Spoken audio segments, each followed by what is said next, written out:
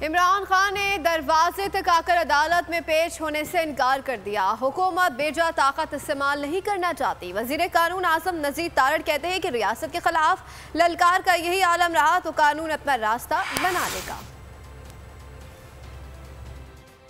उन्होंने के दरवाजे पे पहुंच के अदालत में जाने से इनकार किया। अदालत ने मजबूरन उन्हें फाइल भेजी कि आप दस्तखत ही कर दें, और वो दस्तखत भी मुअम्मा बना हुआ है कि वो दस्तखत हुए कि नहीं हुए। हुकूमत अपने शहरियों पे बेजा ताकत के इस्तेमाल के हक में नहीं है, लेकिन अगर रियासत के ख़िलाफ़ ललकार का आलम यही रहा तो कानून भी अपना रास्ता लेगा और रियासत भी अपना ताकत का जो हक है इस्तेमाल करने का वो भी करेगी। खुदारा अपने निज़ाम इंसाफ का मजाक ना उड़ाएं। जब पुलिस एक अदालती हुक्म की तामील के लिए वहाँ पे गई तो वहाँ से जिस किस्म की रेजिस्टेंस हुई तो उससे ये शकूक व शुबहात और ज़्यादा गहरे हुए कि ये यहाँ पे किसी सियासी जमात या सियासी लीडर का घर या दफ्तर नहीं है, या ये तो कोई नो गो एरिया किसी ने कायम यहाँ पे किया हुआ है। दहशतगर्द मौजूद थे, शरपसंद मौजूद थे। उन्होंने 4 दिन उनकी दहशतगर्दी और शरपसंदी को फेस किया,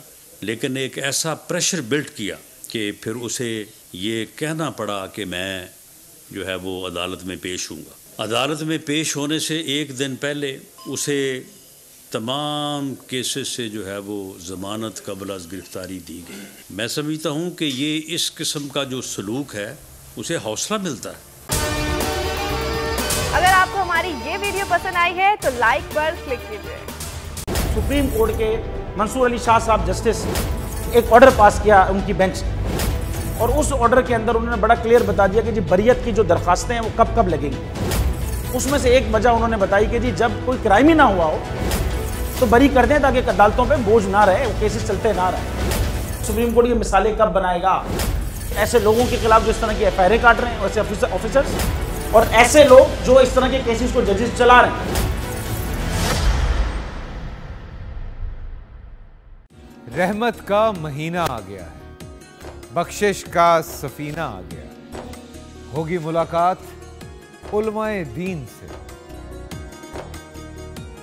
जो देंगे इत्तेहादे बैनुल मसालिकीन का दर्स। जिक्र होगा अंबियाए कराम, रमज़ान की स्पेशल ट्रांसमिशन रमज़ान में।